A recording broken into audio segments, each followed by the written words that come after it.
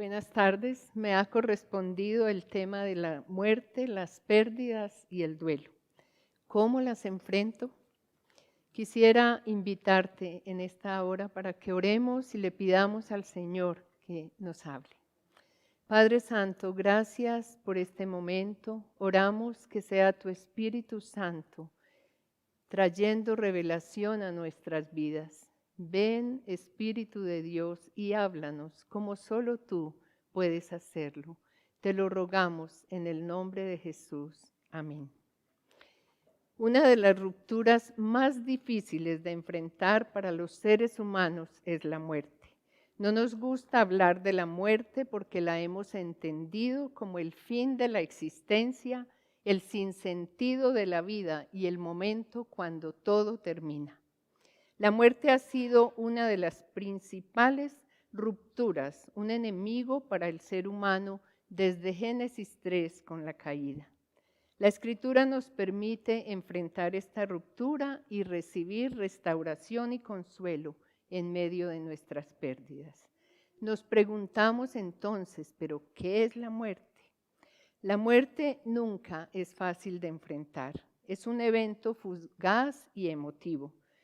Nos permite conectarnos con sentimientos múltiples, inesperados y desconocidos. En la Biblia encontramos 3 clases de muertes. Primero, la muerte física, que es la separación del cuerpo y el alma, y está en Eclesiastés 12:7. La muerte espiritual debido a una vida de pecado. Efesios 2:1 dice que estábamos muertos en nuestros delitos y pecados. Y la muerte eterna, que es la consecuencia de vivir una vida lejos de Dios. Está en Apocalipsis 21:8. Hoy las invito a mirar conmigo la vida de María Magdalena y cómo vivió ella la muerte, las pérdidas y el duelo. Según lo dice el texto en Juan 20, del 1 al 18. María Magdalena era llamada así por ser de Magdala, una ciudad ubicada en la costa noroeste del mar de Galilea. Y aunque la Escritura no dice que ella era la prostituta, como algunos sugieren, ni tampoco la mujer que fue sorprendida en adulterio, sí hay evidencia de que había vivido una vida lejos de Dios, porque de ella Jesús expulsó 7 demonios. Después de ese encuentro liberador con el Maestro, ella se convirtió en creyente, seguidora y alguien que apoyaba económicamente el ministerio de Jesús. Debía estar muy agradecida con él y amarlo mucho, porque como dijo Jesús mismo, al que mucho se le perdona, mucho ama. En este texto podemos observar 3 tiempos y 3 días. Primero, el tiempo de la pérdida, el Viernes Santo. Llegó el día cuando María tuvo que enfrentar el hecho de que el hombre que ella amaba, su maestro, su mentor, quien la había liberado y le había dado propósito, destino y esperanza a su vida, estaba arrestado y le esperaba una de las muertes más horrendas que tenía impuesto el régimen romano, la muerte por crucifixión.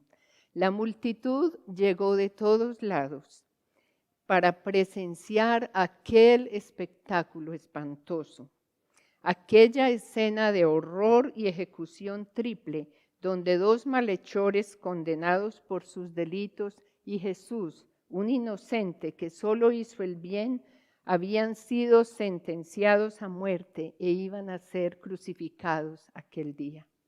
Entre esa multitud estaban los que lo habían condenado, los curiosos de todo el pueblo y unos pocos dolientes, entre los cuales estaba María Magdalena. Juan en el capítulo 19 dice que ella lo siguió todo el tiempo hasta la cruz. Debió sufrir y llorar con cada golpe, cada latigazo dado a su maestro, cada herida, cada burla y cada ofensa que la multitud le decía mientras él iba camino al Calvario con la cruz a cuestas. Ella también estuvo todo el tiempo a los pies de la cruz, con su madre y el discípulo amado, y debió escuchar con horror cada golpe que destrozó sus manos y sus pies mientras era clavado a la cruz. Ella vio cuando la lanza fue clavada en su costado y estuvo ahí cuando le pusieron la corona de espinas y lo abofetearon. Ella estuvo ahí. María vio los gestos cuando le gritaban: ¡Viva el Rey de los judíos!, burlándose de él. Fue testigo del odio de la multitud que gritaba enfurecida: ¡Crucifícale, crucifícale! Seguramente también escuchó los sollozos de su maestro mientras soportaba tan indescriptible dolor y sufrimiento. Jesús sufrió el abandono de los demás discípulos, de sus hermanos y hermanas y de todos aquellos a quienes había ministrado con tanto amor. María Magdalena no huyó como los demás. Ella se quedó a su lado hasta verlo derramar sus últimas gotas de sangre, agonizar y morir. Al final ella lo oyó decir que tenía sed y vio cuando le acercaron a su boca una esponja empapada de vinagre. Después de eso, seguramente lo escuchó decir: todo se ha cumplido, y vio cuando bajó la cabeza y expiró. Después de eso, un lento y difícil traslado hasta el sepulcro donde fue dejado. Su libertador, su maestro, su mentor, había muerto. Ella enfrentó la muerte y la pérdida de su presencia. Cuánto dolor, cuántas lágrimas seguramente, cuánta tristeza y por supuesto, cuánta desesperanza. La escena anterior nos conecta muy bien con todo lo que representa vivir los últimos momentos de sufrimiento con un ser querido. Es profundamente doloroso el tener que ver agonizando a uno de nuestros seres queridos y no poder hacer absolutamente nada como María, quedarnos impotentes. Pero ¿qué significa la muerte para el que la sufre? Es perder la presencia de la persona amada. Significa no volver a escuchar su voz, ni su risa, ni poderla abrazar ni tocar. Significa también ver frustradas todas las esperanzas a futuro. Para María, la muerte de Jesús significaba la pérdida de su libertador, pero también la pérdida de la esperanza de que Él iba a ser el que iba a redimir a Israel del Imperio Romano. Este era el fin de sus sueños y esperanzas. Recuerdo en una época cuando yo tuve que pasar en menos de 2 años por 6 pérdidas. Primero, mi esposo, después de 26 años de casados, se fue de casa. Y esa fue una pérdida bastante dolorosa. Después de eso, a los pocos meses, mi padre se fue con el Señor, luego mi madre, y después de eso, mis 3 hijos, uno a uno, se fueron alejando del Señor y de la iglesia. Y tal vez esas 3 pérdidas fueron las más dolorosas para mí. Entiendo por eso el dolor que debió vivir María Magdalena. Recuerdo un día que una amiga y compañera de oración que me había acompañado por esos días me preguntó: Consuelito, ¿y cuáles son tus sueños a futuro? Recuerdo que un frío enorme recorrió todo mi cuerpo y yo hice memoria y traté de pensar y le contesté: sueños, yo no tengo sueños, yo perdí completamente los sueños. Por eso puedo entender a quien pasa por una pérdida, un sufrimiento de muerte. Hay una pérdida de la esperanza y de los sueños. En segundo lugar, el tiempo del duelo, el sábado. El día siguiente a la crucifixión era el día de reposo para el pueblo judío y por eso ese día no podían salir de casa ni hacer nada. Me imagino que ese fue un día largo, oscuro y frío para María Magdalena. Un día para vivir el dolor, la negación, la frustración, la soledad y la desesperanza. Seguramente hubo mucho llanto, muchos recuerdos del día anterior, viendo a Jesús en la cruz con todo su sufrimiento sin poder hacer nada. Seguramente también venían galopando a su mente las memorias de todos los días que había caminado con el Maestro mientras él realizaba el ministerio. María también pudo recordar ese día cada gesto de dolor y cada palabra dicha por el Maestro en la cruz. Tal vez la memoria de sus últimas miradas de amor y de ternura desde la cruz. En Mateo 16, Jesús le pregunta a los discípulos, ¿quién creen que es Él? Y Pedro responde, tú eres el Cristo, el Hijo del Dios viviente. El texto dice en el versículo 21 que desde entonces, algo repetitivo, algo continuo, Jesús empezó a decirles que Él tenía que padecer muchas cosas y que iba a morir, que lo iban a matar, que tenía que morir, pero que al tercer día iba a resucitar.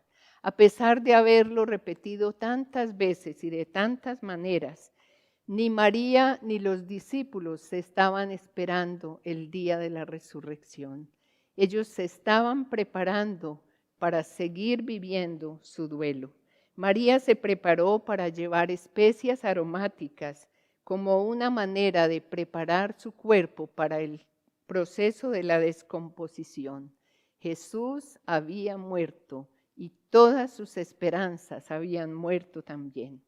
Aunque ya era el tercer día, María Magdalena continúa viviendo su duelo.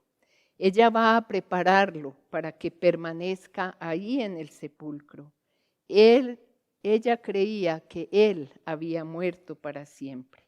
Ahora su única forma de demostrarle el amor que sentía por él era llevarle esas especias aromáticas. Porque como dijo un autor, el duelo es una señal de que hemos amado. Era la manera de decirle te amo. Quisiera que estuvieras aquí, pero ya no estás. Frases y pensamientos muy comunes en medio del duelo y sobre todo si fue una muerte o una pérdida inesperada. María va muy temprano al sepulcro, va corriendo a contarle a Pedro y al discípulo amado su interpretación de lo que ha visto. Ella encuentra el sepulcro vacío y va y les dice, se han llevado al Señor y no sabemos dónde lo han puesto. Además del dolor de la muerte, ahora ha perdido su cuerpo, el único símbolo que le quedaba de su presencia.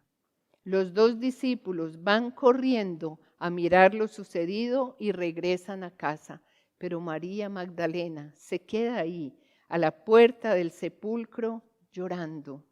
Ella se aísla, se queda sola. Quiere estar cerca del lugar que la conecta con la persona que se ha ido. Es la negación que incluye un anhelo por tratar de retener al ser amado en lugares y objetos como el cementerio, su cuarto, su ropa o las fotos que nutren la imaginación de su presencia. El duelo se elabora mejor cuando se tiene el cuerpo de la persona que ha partido. No tener contacto con el cuerpo hace que ese duelo sea más difícil de superar. María llora inconsolablemente. Ella experimenta lo que pasa generalmente con las personas en un momento de pérdida. Ella decide quedarse sola para vivir ese momento de tanto dolor. Experimenta un deseo profundo de recuperar a la persona que ha perdido. Por eso dice, díganme dónde lo han puesto, se han llevado a mi Señor. Un anhelo por la presencia física del otro. Y ella centra toda su atención en el dolor que está viviendo. En este tiempo de pandemia, los procesos de duelo han sido muy difíciles por razones como estas. El dolor de saber que nuestro ser querido estuvo solo enfrentando tantos padecimientos. La impotencia que nos representó el no poder estar a su lado ni hacer nada por él. El no tener su cuerpo, no poderlo ver y no poder realizar un funeral digno. La imposibilidad de reunirnos con familiares y amigos para despedirlo y llorar juntos su pérdida. Esas son algunas de las situaciones que se han vivido en esta pandemia. En tercer lugar, el tiempo de la esperanza, el domingo.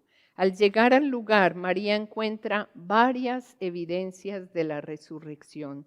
La piedra ha sido quitada, el sepulcro está vacío y las vendas y el sudario, las cuales habían cubierto el cuerpo del Señor, están solas en el lugar. A pesar de eso, ella nunca piensa en la posibilidad de que su maestro haya resucitado. María está viviendo el tercer día, el día tan anunciado por Jesús como el día de la resurrección, pero ella continúa viviendo un largo sábado de muerte, dolor, ausencia y soledad. Mientras llora, se asoma otra vez al sepulcro, como tratando de mirar a ver si encuentra su cuerpo. Y ve entonces a dos ángeles allí que le preguntan, ¿por qué lloras, mujer? Ella responde, es que se han llevado a mi Señor y no sé dónde lo han puesto. Ante semejante aparición, ella ni se asombra ni se asusta, como pasaba siempre con las personas que veían ángeles. Ella está enfocada completamente en su tristeza y su dolor. Su visión está nublada y todos sus pensamientos giran alrededor de la pérdida de su Señor. Tal vez su mayor pérdida fue la esperanza. Los sueños de volver a ver a su maestro se habían derrumbado para siempre. Él ya no estaba y lo único que le quedaba era llorar su ausencia. María había perdido el horizonte, el sabor a futuro y al reino eterno del cual él tantas veces les había enseñado. Luego de esto, ella mira al lado y ve de pie a Jesús, pero no lo reconoció. Jesús le hace dos preguntas. ¿Por qué lloras, mujer? ¿A quién buscas? María le expone la situación primero a los discípulos, luego a los ángeles y ahora por tercera vez a Jesús mismo. Es que el dolor y la tristeza tienen la capacidad de confundirnos y enceguecernos. No podemos ver otra cosa que lo que estamos viviendo y sintiendo. Ella está enfocada tan solo en la pérdida y en vivir su duelo y no puede ver al Cristo resucitado.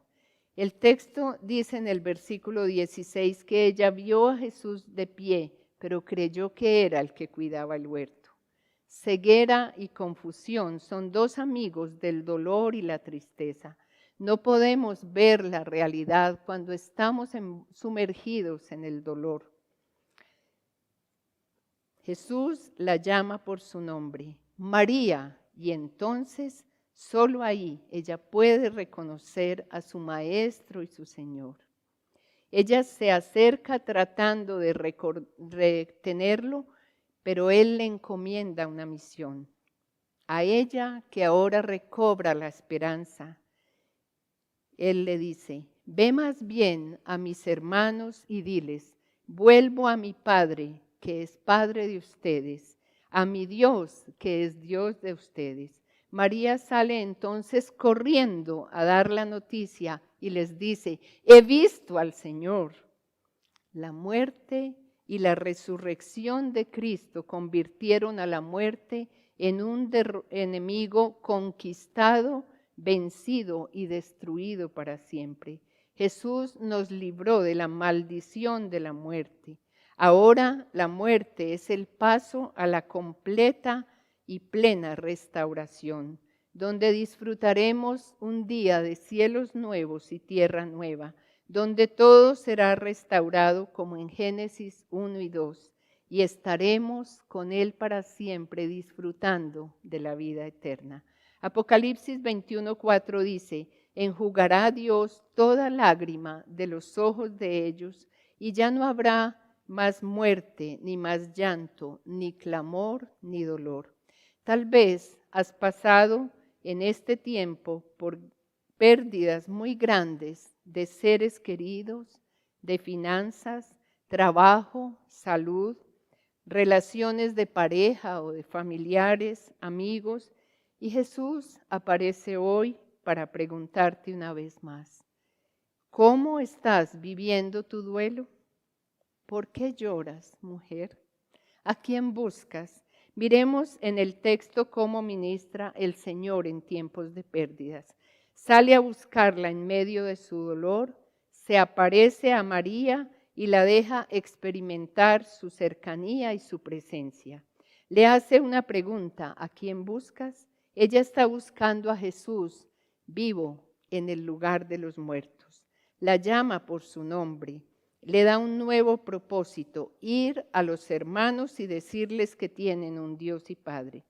La pandemia actual ha sido un tiempo de muertes y pérdidas y nos ha privado de vivir algunas etapas que son muy importantes. En la Escritura encontramos herramientas muy valiosas para vivir el proceso del duelo. Primero, sé honesta al expresar tus sentimientos. Jesús, dice la Escritura, que lloró cuando vio el pecado de Jerusalén. Jesús también lloró cuando llegó a la tumba de Lázaro. Y Jesús en Getsemaní pudo decir: mi alma está muy triste hasta la muerte. Segundo, ve al Consolador. La palabra nos enseña que Él es el Dios de toda consolación. Y Jesús dijo: no los dejaré huérfanos, enviaré al Consolador, al Espíritu Santo. Tercero, resiste las tentaciones del tiempo de duelo, como culpar a Dios o a las personas, caer en autolástima, hundirte en la depresión, aislarte del resto de la gente o vivir una vida centrada en el dolor. Fanny Crosby, una mujer que a las 6 semanas de nacida quedó ciega por error de un médico, escribió: parece que la providencia de Dios quiso que yo fuera ciega para toda la vida y le agradezco a Dios este designio. Sobre el médico que la dejó ciega escribió: si lo conociese le daría las gracias una y otra vez por haberme dejado ciega. Sin eso no hubiera podido escribir los miles de himnos que escribí. Ella entendió el propósito en medio de una pérdida tan grande como fue la visión de sus 2 ojos. Cuarto, busca un grupo de apoyo. Dios nos plantea la vida cristiana como un proyecto comunitario, un solo cuerpo donde nos invita a llevar las cargas los unos de los otros. Quinto, fortalece la vida de oración y de palabra como los recursos que Dios nos ha dejado para atravesar esos túneles oscuros como la muerte. Sexto, haz un inventario de las bendiciones que tienes y desarrolla una vida de gratitud al Señor por todo lo que te ha dado, por lo hermoso que viviste con el ser amado que se fue y por todo lo que te queda. Séptimo, reorganiza tu vida con una mirada hacia el futuro glorioso de la redención. El duelo no es eterno. Un día pasarán el dolor y las lágrimas y quedarán tan solo lindos recuerdos del ser amado. Jesús dijo: yo soy la resurrección y la vida. El que cree en mí, aunque haya muerto, vivirá. Y el que está vivo y cree en mí, no morirá para siempre. Octavo, escribe tu propio lamento. A Jeremías se le conoce como el profeta llorón porque escribió un libro de lamentos. En Lamentaciones 2:18, él anima a Israel a lamentarse y a llorar en medio de la destrucción y la desolación de Jerusalén así. Bella Sión amurallada, deja que día y noche corran tus lágrimas como un río. No te des un momento de descanso, no retengas el llanto de tus ojos. Ahora quiero invitarte a que vayas a un tiempo a solas por 10 minutos y escribas tu propio lamento. Escríbele tu lamento al Señor. Piensa en esa pérdida más grande que has vivido y es el momento para que le escribas un lamento a Él.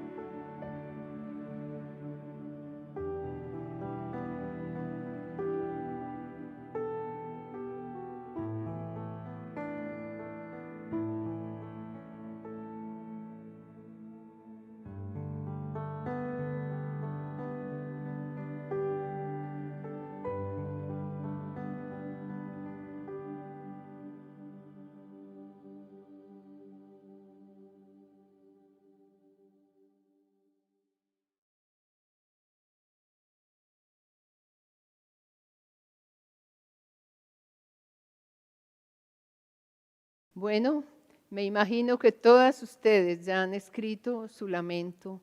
Ahora quiero invitarte para que oremos y llevemos en oración ese lamento al Señor. Amado Padre Celestial, tú conoces todo lo que hemos vivido. Tú conoces lo que cada mujer ha escrito en este día. Tú has estado con nosotras en esas largas noches de insomnio y de lágrimas. Tú has conocido, Señor, el vacío y la soledad que nos han dejado seres queridos. Tú has conocido porque tú eres varón de dolores, experimentado en quebranto. Te damos gracias, Señor Jesucristo, que nos entiendes cuando pasamos por momentos de pérdidas y dolor.